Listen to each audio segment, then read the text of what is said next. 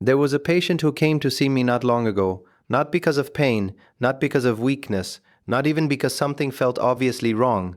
He came in because he had a strange feeling, something he couldn't quite explain. He said, "Doctor, I wake up tired, but not just tired. It feels like my head is heavy, like something is off, but I can't point to it. No chest pain, no dizziness, no warning signs most people would recognize. And yet, when we look deeper, something very quiet, but very serious, was already happening inside his body. Because every single night, while he thought he was resting, his body was actually under stress, not from what he ate, not from what he did during the day, but from something far more subtle, the position he was sleeping in.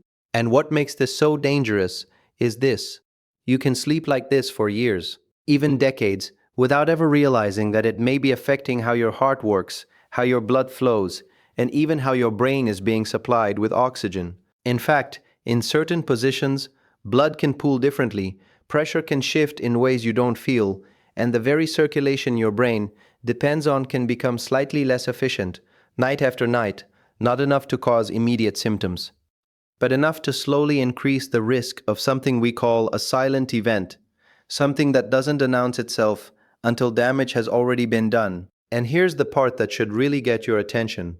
Many people who later experience what we call a silent stroke had no idea anything was wrong beforehand. No warning, no pain, just subtle changes, small signals the body was sending, often dismissed or ignored.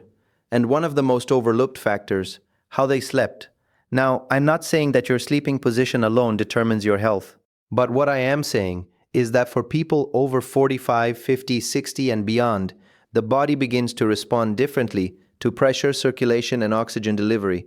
Blood vessels become less flexible. The heart works a little harder to move blood efficiently, and the brain becomes more sensitive to even small reductions in flow. So something that once didn't matter at all can quietly start to matter more than you think. And this is where things become very interesting, because there is one particular sleeping position that many doctors are now paying closer attention to, not because it causes immediate harm, but because of how it subtly influences the way your body functions throughout the night. But before we get into that, you need to understand what's actually happening inside your body when you fall asleep. Because once you see this clearly, everything about this topic will start to make sense. When you lie down at night, your body enters a state of repair. Your heart rate slows, your breathing becomes deeper and more rhythmic, your brain begins clearing waste products that build up during the day, your blood vessels relax, and circulation adjusts to your position. Now imagine this process happening over 6, 7, even 8 hours. Your body is essentially working in that position the entire time. And if that position slightly compresses certain areas, or affects how blood returns to the heart, or changes how oxygen reaches your brain, that effect is not happening for a few seconds. It's happening for hours, night after night, year after year. And this is where many people unknowingly make a serious mistake. They assume that as long as they're sleeping, they're recovering. But sleep quality is not just about duration, it's about what your body is able to do during that time. Here's where things become even more important for those over 50. As we age, arteries can become narrower. The lining of blood vessels becomes less elastic. The risk of small clots or reduced circulation increases even in people who feel generally healthy. So if your sleeping position places even slight pressure on major blood vessels, or reduces the efficiency of circulation, the body may not compensate as easily as it once did. Now this doesn't mean you should panic, but it does mean you should pay attention, because the goal here is not fear. It's awareness. Let's talk about what happens when you sleep in positions that can potentially restrict optimal circulation. For example, sleeping flat on your back may feel comfortable for many people. But in some individuals, especially those who snore or have mild airway obstruction, it can lead to subtle breathing interruptions.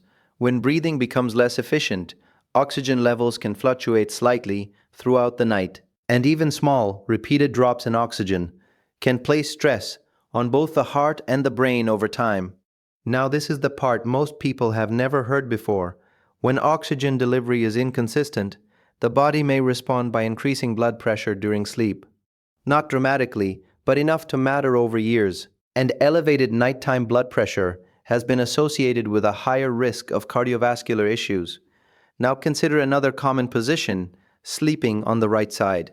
For many people, this feels natural, but in certain cases, especially in individuals with heart conditions or circulation concerns, this position may influence how blood returns to the heart. It can slightly alter pressure dynamics within the chest. Again, not something you feel immediately, but something the body has to adjust to. And this is where doctors have begun to pay more attention to the benefits of sleeping on the left side, because in many cases, this position may support more efficient circulation. When you lie on your left side, the heart, which naturally sits slightly to the left in the chest, can pump more comfortably without as much resistance. Blood returning from the lower body may flow more smoothly, and there may be less pressure on certain major vessels. But what happens next inside the body is even more surprising.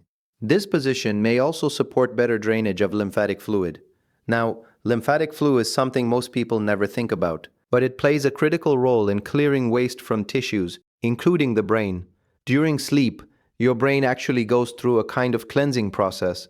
It removes metabolic waste that accumulates throughout the day, and proper circulation and fluid movement are essential for this process to work effectively. So when your sleeping position supports that natural flow, your brain may be able to recover more efficiently. And over time, that matters, especially when it comes to cognitive health, memory, and reducing the risk of long-term decline. Now I want to be very clear about something. There is no single position that is perfect for every person. Your body is unique. Your health history is unique. But what we're talking about here are patterns, small advantages that over time can make a meaningful difference. And this is where many people begin to notice subtle signs. Waking up feeling foggy, mild headaches in the morning, a sense of pressure or heaviness in the head, unexplained fatigue, even after what seems like a full night of sleep. These are not always caused by sleep position alone, but they can be clues, signals that your body may not be recovering as efficiently as it could. And here's something important to understand: your body is constantly adapting. It responds to the conditions you give it. If you create an environment where recirculation is supported, oxygen flow is stable, and pressure is balanced, your body works with you, not against you. So what can you do? Start by becoming aware of how you sleep, not in a rigid or stressful way, but simply noticing. Do you always fall asleep on your back? Do you wake up in the same position? Do you snore more in certain positions? Do you feel different depending on how you sleep? Then begin making small adjustments. If you're comfortable, try sleeping on your left side more often. Use a pillow that supports your neck so your airway stays open. Place a pillow between your knees to keep your spine aligned and reduce pressure. These are small changes, but they create a more supportive environment for your body. And consistency is what turns small changes into real results. Now here's something I want you to remember. Health is rarely determined by one big decision. It's shaped by hundreds of small choices repeated over time. The way you sleep, the way you breathe, the way your body circulates blood and clears waste night after night. These things add up. And the beautiful part is this: your body is incredibly responsive. Even later in life, even after years of habits, it can begin to improve when given the right conditions. Circulation can become more efficient. Sleep can become more restorative. The brain can function more clearly. Energy can return. But it starts with awareness, with understanding what your body needs, and quietly supporting it. Because sometimes the difference between decline and vitality is not something dramatic. It's something subtle, something as simple as the position you rest in every single night. And once you begin to see that, you start to realize that your health is not just something that happens to you. It's something you participate in every day and every night.